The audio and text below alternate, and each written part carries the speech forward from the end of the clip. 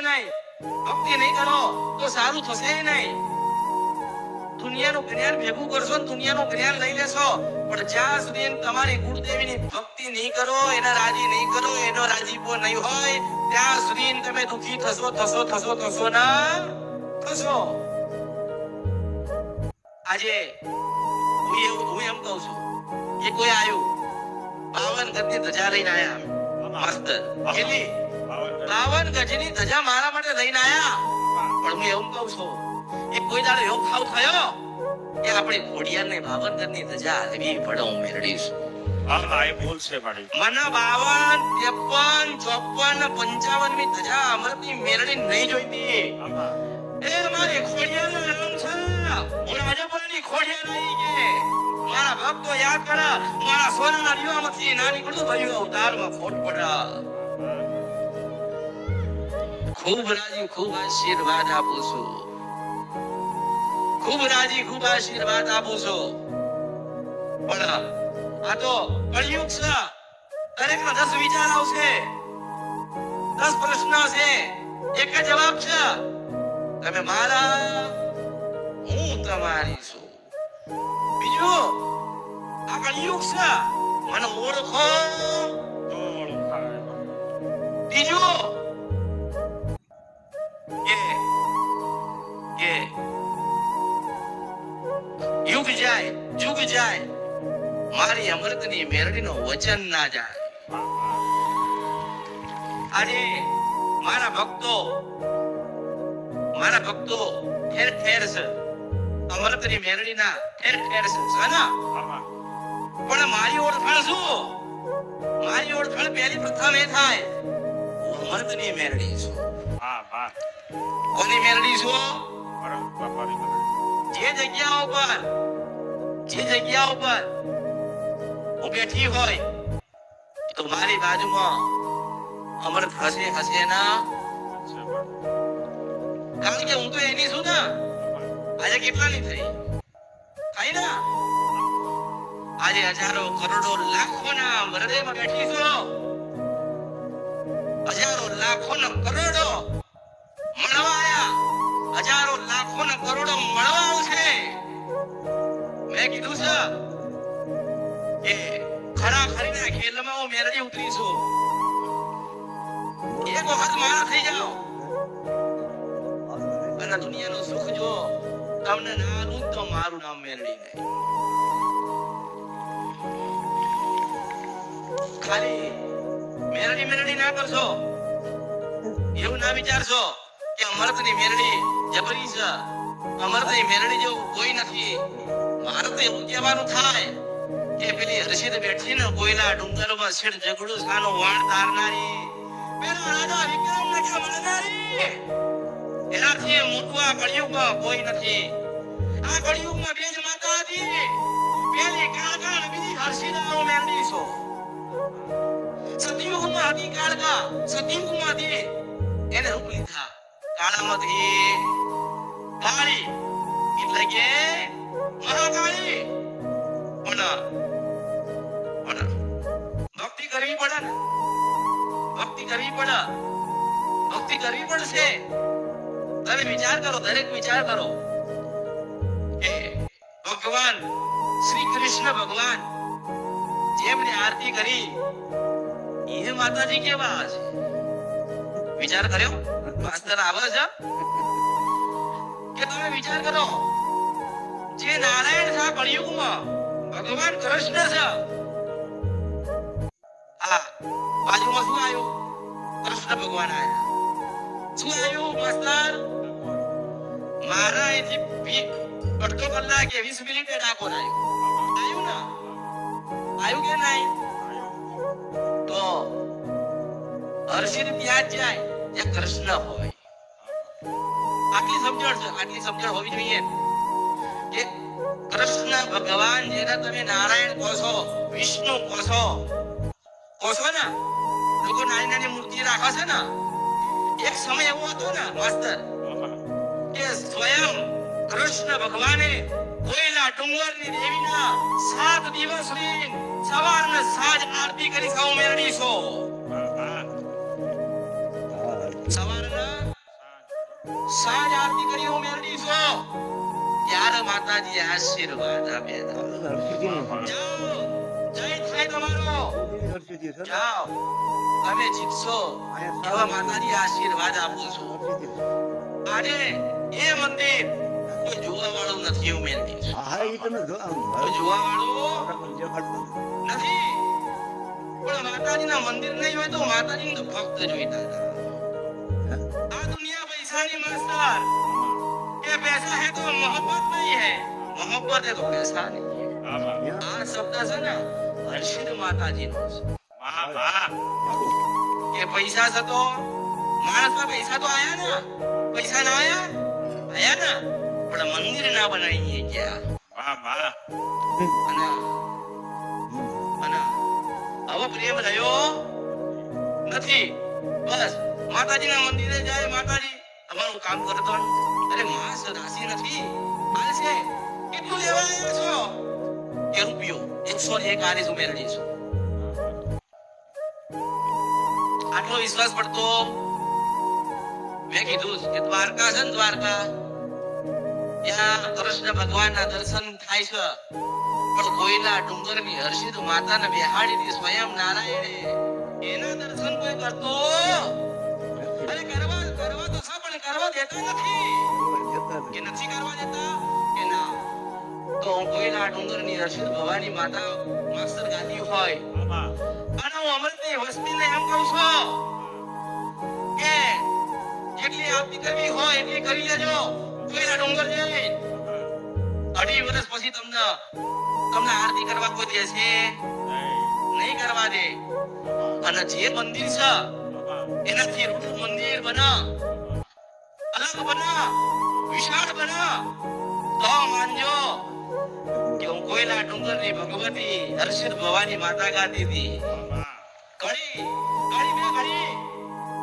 બધા જ આવ્યું હોય મારા ભક્તોની પુકાર સાંભળી વિચાર કરો કે એ જ હર્ષિદ માતા બે જગ્યાએ પૂજાઈ બે જગ્યાએ વખણાઈ એ ક્યાં સિદ્ધ વનશપરા નદીને ગંધર્પિયા મેરડી ઉજ્જૈન બેહી એક જ વિશ્વમાં માતા છે જેની બે આરતી થઈ આ કળિયુગની અંદર એક થઈ તો કે કોઈલા ડુંગર બીજી થઈ તો કે ઉજ્જૈનના રાજા વિક્રમ પાયે થઈ ને એ જ માતા આજે ઘરે ઘરે પૂજાય કે નહીં માસ્ટર એ હર્ષિદ માતા છે ને એ સ્વયં પાર્વતી છે મને ઓળખો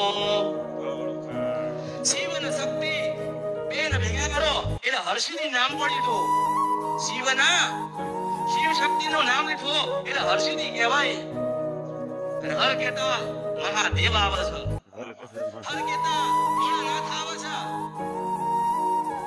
પણ દર્શન ભક્તિ વિશ્વાસ શ્રદ્ધા જેના જેટલો છે ને એ સમયે કદાચ તમે ના જઈ શકતા હોય માતાને મળવા પણ એવો ભાવ હોય એવો વિશ્વાસ હોય કે માં અમે નથી આવી શકતા તું આવજે તો સ્વયં દરિયા ખેડીને આવા મેળડી છો હા દરિયા પાર આવા મેળડી છો પણ માતાજી અમારું આ કામ કરજે તો નહીં આવે એવો એવી રીતે નહીં આવે કોઈ દેવની પાસે સોદો કરશો નહીં મારી પાસે સોદો કરવાનું નહીં અરે શ્રીફળ લાવવું હોય તો લાવજો ફૂલ લાવવા હોય તો લાવજો ચૂંદડી લાવી હોય તો લાવજો મેં માગ્યું કોઈની પાસે મેં તો એવું કીધું છે કે વર્ષમાં એક વખત તમારી મને હારી ચૂંદડી તો ઉડાડજો 70 ચડાવજો સારું મેળો કે કૌશર લેજો કારણ કે ઘરે બેઠી છે એને પેલા રાજી કરવાની છે જો ઘરે બેઠેલી રાજી થઈ જાય તો ડુંગરા વાળે તો આપોઆપ રાજી થશે મને ઓળખો તો દરેકનો એક વારો લઈશ બધાનો લઈશ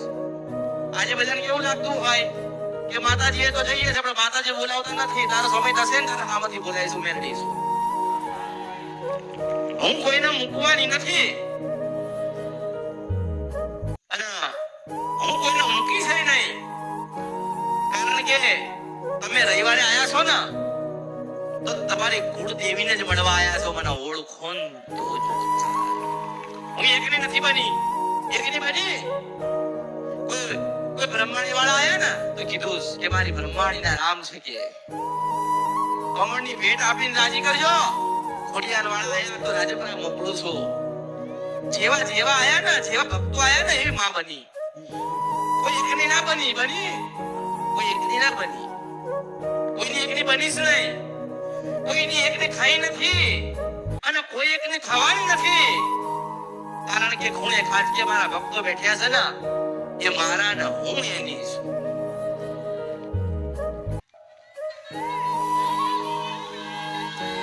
આજે જેમ દિવસ જાય માસ્તર એમ માણસ બધો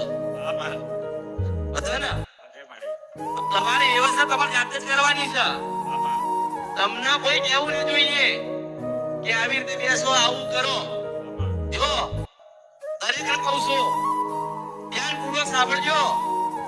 આ બધું જ તમને અર્પણ કર્યું મેળવી છો. અમે કહેતા હોય તો તમે દસ્તાવેજ લઈને આવો અને મારી વસ્તી પાસે સહી કરાવીને મારા ભક્તોના નામે ના કરાવી દો. બધું તો મારું નામ મેળવી નહીં.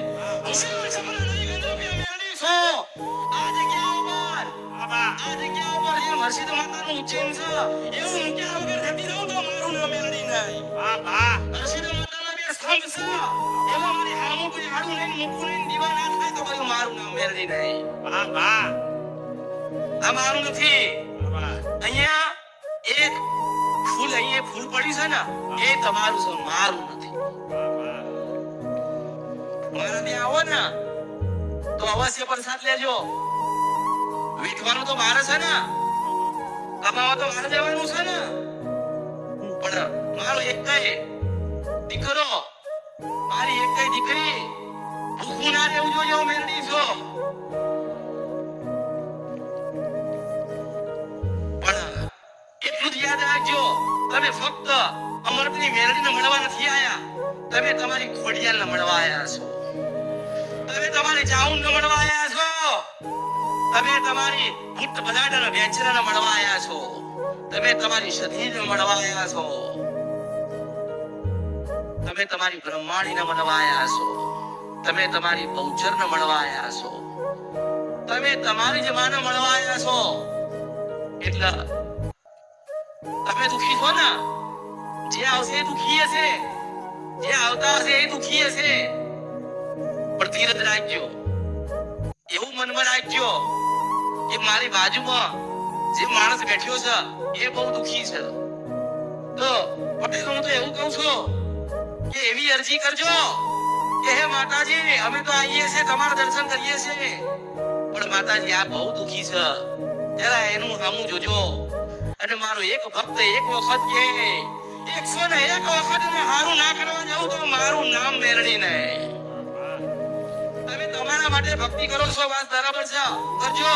પણ કોકના માટે કંઈક માંગજો, કોકના માટે કંઈક મનમાં રાખજો, સારી ભાવના રાખજો કે આજે ભલે હું દુખી છું પણ ના માતાજી મારા કરતા આ વધારે દુખી છે, એવો ભાવ રાખજો. તો તમારું દુઃખ એની જાતે હું અમૃતની મેળવી દૂર કરી દઈશ. અહીંયા બધા આવે છે, બધા આવતા હશો, પણ એટલું યાદ રાખજો કે દરેકની ઉપર મારી અમૃતની નજર હોય ના હોય જ. કે આની સાચવવાની જવાબદારી તમારે દરેકની હશે, તમારે દરેકની હોવી જોઈએ ને. તમારું છે, તમારું રહેશે, તમારા માટે જ કર્યું છે, તમારા માટે જ છું. તમે દરેક મારા, હું દરેક ની છું. પણ બીજાના માટે થોડી મહેનત કરજો, બધા થોડી પ્રતીક્ષા કરો માસ્તર, કે જરૂરથી સુરતમાં દર્શન દેવા આવીશું, મહેંદીશું. વાહ વાહ વાહ વાહ.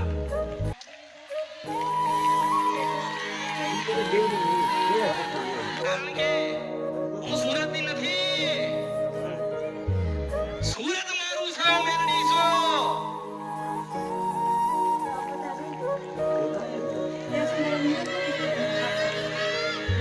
હા આવીશ, પણ એક શરત હશે, એક વાયદો હશે મારું જે ધામ છે ને